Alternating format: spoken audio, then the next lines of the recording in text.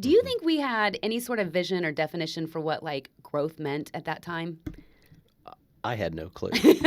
So This is going to be part one of a two-part podcast where we're going to talk about owner mindset and mental health, right? Oh boy, yeah, I can't wait for that one. You know, there's a lot.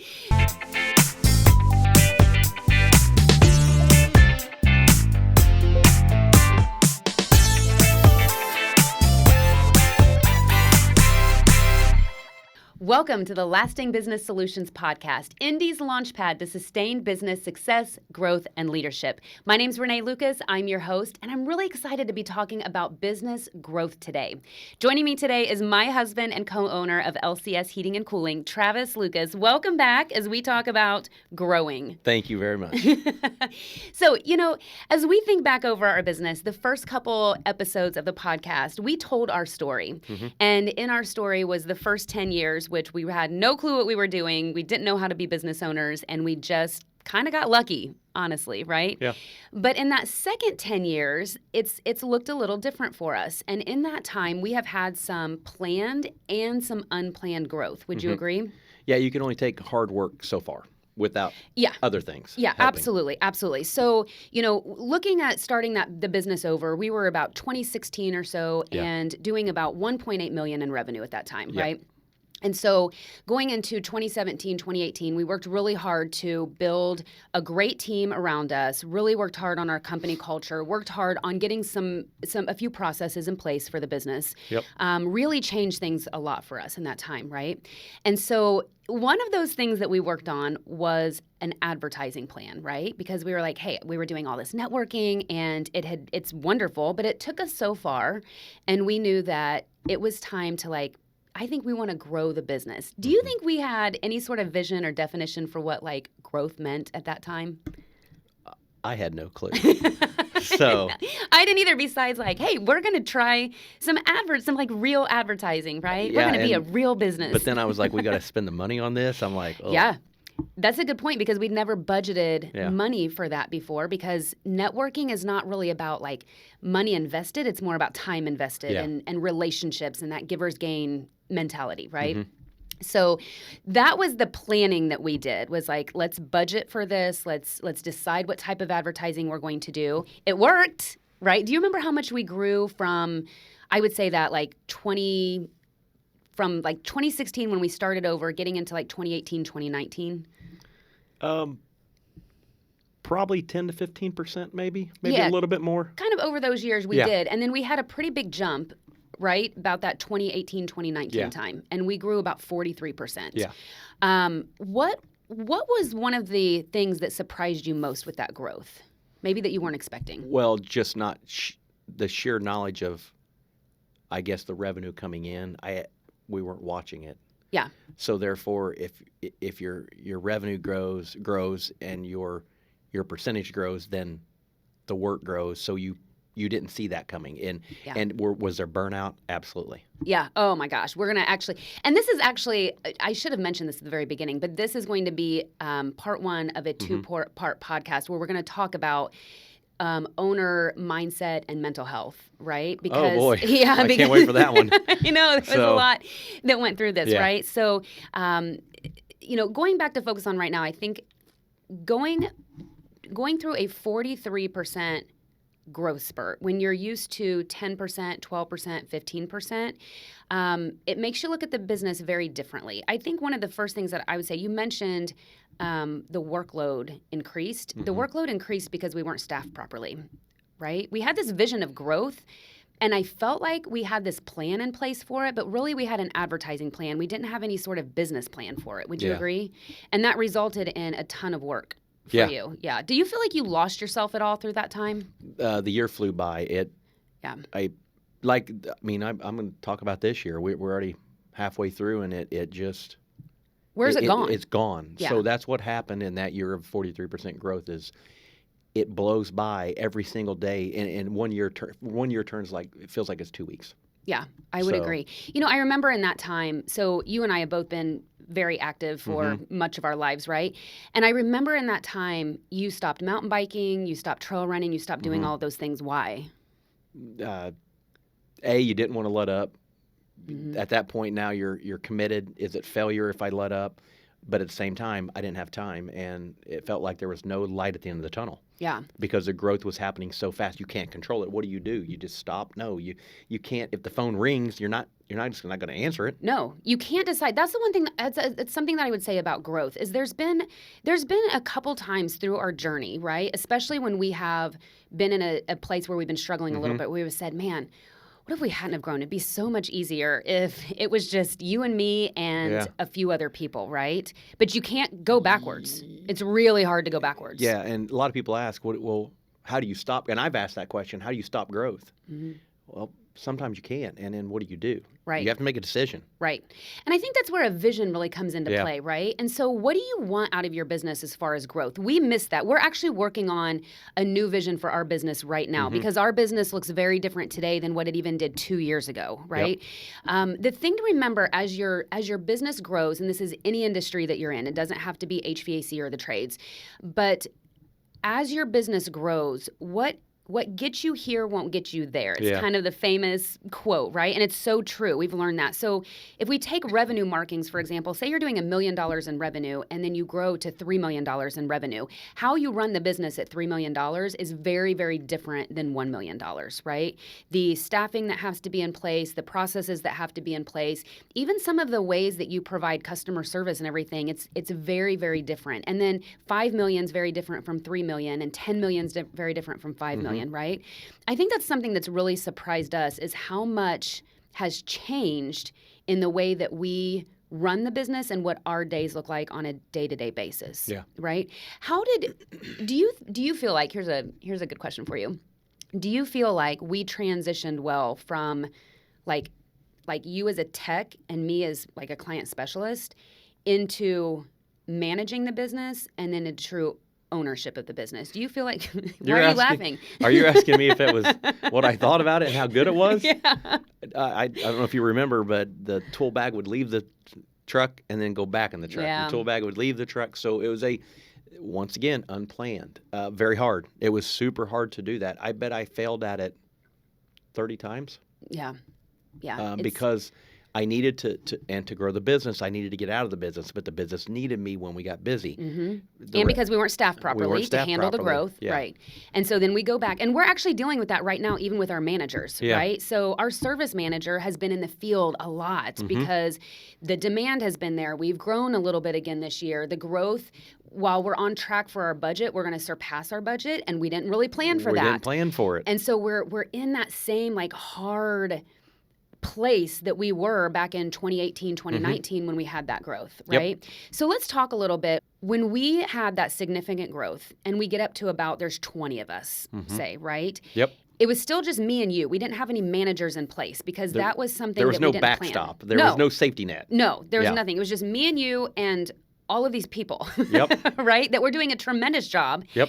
And, you know, from the outside looking in, it looks like we've got it completely together, but internally, you and I were at our max, right? Because it's me and you, and anytime anybody needed anything, it came to either you or I. Yeah, we had the little dumpster. We had trash can fires. Yeah, everywhere. Everywhere. Right? And it's because we weren't properly staffed. It was unplanned. Yeah. So then we were like, okay, well, it's time to put some managers in place. Yeah. And Dylan was on a couple segments ago, and he and I talked about putting managers in place when you don't really have a great plan for it. I would say the one thing that I would say to other business owners, when you get to that point and you're growing and you say, okay, it's time for management. I hear people all the time say, I'm going to bring in a general manager or I'm going to bring in an operations manager. When you are a $3 million business, you're not big enough for a general manager. And so you can have that title, but that person is probably like not a general manager, right? Like it's still you.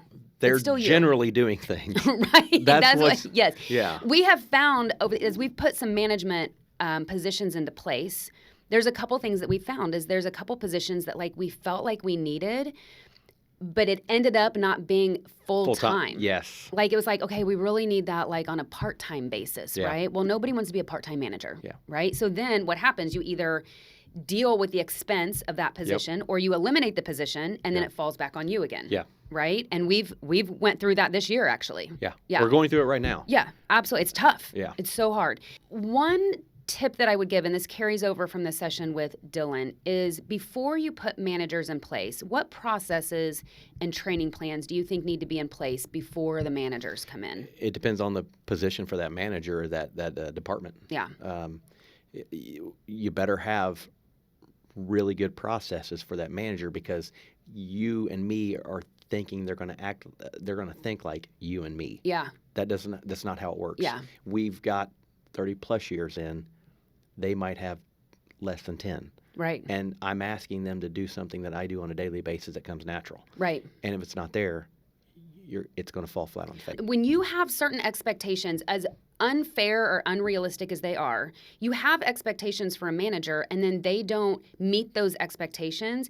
It's extremely frustrating. And as an owner, the first thing you want to do is blame that person, right? You need to look in the mirror, because I can tell you every single time it's been you and I we've expected something unrealistic. We were like, we actually haven't trained them on that, right? Or, we're expecting them to do something that maybe they've observed us doing for a long time, but they've never done it themselves, right? They've never had to prioritize their task or manage their time or figure out what's important and urgent, not just urgent and not important, right? The 4 little box thing, right? And so I think that as owners, take a step back and really evaluate, what position do I want? What management position do I want? What is that going to look like? And how am I going to hire for that position, right? Do you think, Travis, people should hire from within, or do you think they should hire from the outside when it comes to management? That's 50-50. It might depend on the company. It might depend on the position, right? Yeah. So it just, once again, if you're not prepared for the growth, but when the growth happens, you have to have the people there. And if you don't have the process for those people, the unplanned growth sucks. Well, and it really doesn't matter then if they're internal or external, right? If the process isn't there and you don't have a training plan for that person, it's going to be really hard, right? Now, I will say, we have promoted from within several times, right? And it's a really hard transition. When somebody goes, you mentioned like 30 times, like going from the field to management, say field to management. It's really hard to change your mindset on what's needed from being like a technician, right? And I don't know if you remember the book E-Myth, if you've read the book E-Myth. If you've not read the book E-Myth, read that book. But that book is based around a bakery. And so the owner, like, it's baking cupcakes, right? And so the technician there is the person who bakes the cupcakes, right? So when I say technician, it can literally be any industry that we're talking about. But going from that mindset into managing people, the hardest thing about what we do as business owners is managing people, right? And how do we handle different situations? How do we balance the work-life balance piece of it? How do you do that without sacrificing yourself? You know what I mean? Like, I see our service manager doing that. He's sacrificing himself a lot right now for everybody else. Yeah. And it goes back to if it's not planned. Yeah. I'm forcing him to take off Friday. Yeah, he's trying to fight back on me. Right, right. I'm like, yes. You're taking Friday off. So, but he's worried about the workload. Yeah, and it's big. It's big right now, right? Yes. Yeah. So it's very tough sometimes to control that growth, and you better have a really good game plan. And even the best businesses out there still have faults. Because the game plan's never perfect. It's never growth is never perfect. You've got to be flexible with it. Yeah. And I'll say too, one thing that you've got to worry about, whether you're bringing a management team in place, internally or externally, is what that's going to do to your company culture, right? Because if you bring somebody in internally, all of a sudden it's like we're all coworkers together, and now I report to this person. You can get some pushback from that, right?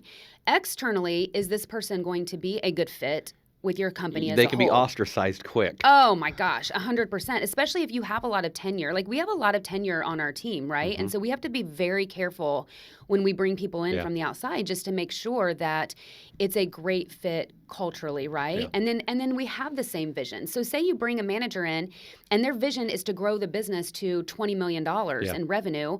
Well, do you want to be a $20 million company? Yeah, you got to have everybody on the same page. Yeah.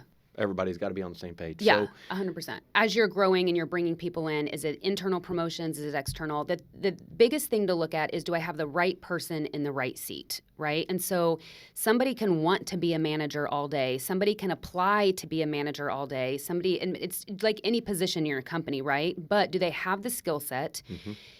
If they don't, do they have the capacity to learn it, right? And so the kind of right person, right seat is something that we've really focused on a lot over the past year or two. Would you agree? Yeah. As we have learned many, many things throughout our growth patterns throughout the year, there's a couple of suggestions that we would make and give and offer to people. So, one thing that I would say too is when you're on a path of growth, expect there to be times when you go backwards. Yeah. We just experienced that, right? Yep. So, Travis, walk us through a little bit since kind of like the COVID years, right? Because we had some substantial growth again in that 2021 to 2022 year. Yeah. So, walk us through like that kind of growth. And you want to talk about 22, for example? So, they talked about, be it conferences or our supply houses, they talked about how we outsold the boxes of people were wanting to change those systems out before they really need changed out. So that growth happened. Mm-hmm. I wouldn't call it luck because there was a demand for it. Yeah. So the growth just took off. So to kind of summarize what you just said, we're talking about COVID. So everybody's home, nobody's traveling. Yep. Everybody has like all this extra money that they need to spend, and they dumped it in their homes, right? Yes. So they were doing additions and changing systems out. Yeah. Sooner than they should. Well, growth really happened, but then what happened after 22? Yeah, we basically outpaced ourselves. We outpaced, yes. Right? And so we jumped, in revenue. We had another kind of big 40% Massive growth. Jump, yes. Yeah, so we had one of those big jumps a few years prior, 2018, 2019. We did it again in 2021, 2022, right? Yep. And so this time we learned from the first time, and we properly staffed the second time. So then we staffed for another, 25% in growth. Well, we didn't meet that budget, and it didn't happen. And so then we saw like our revenue shrunk back a little bit from that growth, right? Because it really, again, it wasn't planned. There was growth planned, but not to the extent that we had it. Yep. We were trying to learn from it, so we staffed for this next goal, right? So right person, right seat, but all of a sudden 23 happened, 24 happened, the seats weren't there. Well, because we didn't have the revenue to support them, right? So then we're in this position, okay, we held on to them for as long as we could because we had a vision of getting to this next step, right? But it was tough, and the revenue wasn't there. The work was really hard to come by. And so then we look at a very small net profit, right? We're back down to where we felt like we were 8 years prior. So we're back down to the small net profit because we're supporting this, but we're not growing. We're not meeting our goals. And so then it's the really hard decisions of, I've got to cut some of these positions, right? And let me tell you what, it's the suckiest part of being a business owner is the 5% of the hardest decisions that you have to make, and they always involve people. Always. It's terrible. It's horrible. But you have to look at the health of the business as a whole and what that means. And so we actually, for 2 years, we had that growth. We were at a revenue point here, and then we went down a little bit. And then the next year, we went a little bit down from that. And then really put a new plan into place, working on that new vision right now. Now we're back up to meeting. We're back up. Yeah, to meeting our goals again and that budget, right? But that really is something else that surprised us. Is it was the first time in all of the 20 years of our business, even when we didn't know what we were doing, we went backwards. That we went backwards, right? And I tell you what, we really struggle. This is part 2 with a sense of failure, right? What, like, have we hit our ceiling? Have we stunted the growth of the company? Yeah. What are we doing? Like, we really had to do some self-evaluation through that because it does not feel good to go backwards. I will say now it's a necessity. Sometimes I think it had to happen. Looking at it now, it needed to be done. It did, but it's and hard. And let's be honest, the unplanned growth of 22, if we wouldn't have had that big jump, 23 and 24 probably would have been in line. You're absolutely. That's a really good point. And that's something I will say. Working with your husband is so great because that's something that you've kept in front of me when I've had those moments of like, I suck, right? And when I've had those moments of that, you've kept in front of me, like, you take out 2022, we were on like a normal growth pattern. And but so we it's hired, like, okay. We hired for the jump from 22 to 23, 24. And then expecting another jump. That's when it just, it fell flat on its face. It did, and then really we had to reevaluate. Yep. Then we really started looking at the right person for that seat. Yes. And we made some really good moves. Yeah, we've made some really positive changes, right? So a couple of other suggestions that we would make is having processes documented. So I feel like we have really good processes in our business, but a lot of them still live in our heads. Yeah, I like to pat myself on the back with the install process. Yeah, you should. It's but great. 95% of it's up here. Yeah, and we really have to get it done. And everybody knows what it is, but then when you get to the nitty-gritty of like, this person's doing it just a little bit differently than this person, it's because it's not documented. Get it documented. Yeah. You've got to do that first before you put the management levels, you continue to build the people in place. We're using a software right now called Trainial that is amazing. It's really helped us house our processes in one place. We can assign different groups to different people in the company. I'm really excited about how that's going to change the documentation of our processes. And you have to have the techie people for that. Right. It doesn't have to be us, right? We got a few people. Riley's one of them. Yeah. Austin's one of them. Yeah. I'm not one of them. No, but that's the thing. And I will say, too, we used to be scared of different types of software and things like this because you and I are not like the geniuses that put all this together, but it's, you build the right team and you have the right people in the right seat. Those things come naturally because those people thrive in doing those, right? And it really comes together as a company. So you have to trust that. You have to trust that's going to happen. Get your documents. That's one thing I would say right now. And I'm not a computer person. So coming from me, it means something because I can't stand computers and you have to have documentation. Well, here's the thing that I'm going to say too. Who's the worst at following the processes? I don't know. Right here. But it's all owners, right? It is. Because I'm the same way. I can blame you all day, but I'm the same way. Yeah. But you also don't want to give up. It's like you're afraid to give up your knowledge. Yeah. You hold it in, and you're like, why? Because you want people on your team smarter than you to do the documentation, to know how it works, so you don't have to worry about it. Well, and I think that's kind of understanding your purpose, too. Yeah. Because I know you've struggled in the past with, well, if somebody else does what I've always done, what do I do now? What do I do? Yeah, what do I do? And you lose your purpose and your sense of value. But now I look at that and go, that's phenomenal. I know, it's great. We've come a long way, yes. right? One other thing that I would say that we've really learned as we've gone through growth is the people aspect of it. It's been the hardest yet the most rewarding part, right? Yep. When you get the right team. But one of the things that really surprised us, which is something we just never thought of before, was the amount of vacations that people have. So you build this team, everybody has, say, 2 or 3 weeks of vacation, right? Well, now let's say you've got a manager that has 6 people in their department. Well, they're going to have somewhere between 15 and 18 weeks of vacation a year between everybody, right? And so what is your plan for that? Are you going to hire people that then can cover when they're off? Are you going to have your manager in? So our plan is like, our manager will just fill in when people are on vacation. Well, people are on vacation for like more than 3 months of the year, right? It creates a hardship because in that time, the manager is then kind of in the field doing the work. And then who's managing? Well, then you and I fall back into those positions. Yeah. So that's something that's an example of something that really surprised us with growth is how do we handle all these vacations? You better plan for it. Because it's a vicious cycle, right? It is. Like you've got to decide, like you can hire extra people to then cover vacations, but then they get vacations too. But then like, what do you do if we're a seasonal business. So then what are you doing during slow times with all these people, right? It's hard. So it's this balance of this is going to happen. This is going to potentially be an issue, right? And so what am I going to do during that time? Something that we're working on right now is a lot of cross-training, right? The process, if the install manager's off, can the service manager do what the install manager does? Right. If service manager's off, can the install manager do it? Because if you don't have it, it falls back on me and you. And that was always our plan. Yeah. And that was an actual purposeful plan is like, we'll just cover for our managers if they're gone. But then the problem is we're covering in all these different areas plus doing our own jobs, and it's not feasible. And it's not healthy for everybody. No. So get stuff documented. Yeah. Your processes. Yeah. You better have your growth squared away. Yeah. And have that plan out. Yeah. So I hope those are some great tips for you as you are going through some business growth yourself. Remember too, the way what serves you well now doesn't have to be what serves you well in the future. We keep that in front of us too. Man, this certain process, this has worked really well for us up to here, but it just doesn't serve us well anymore. So it's okay to change. It's okay to tweak.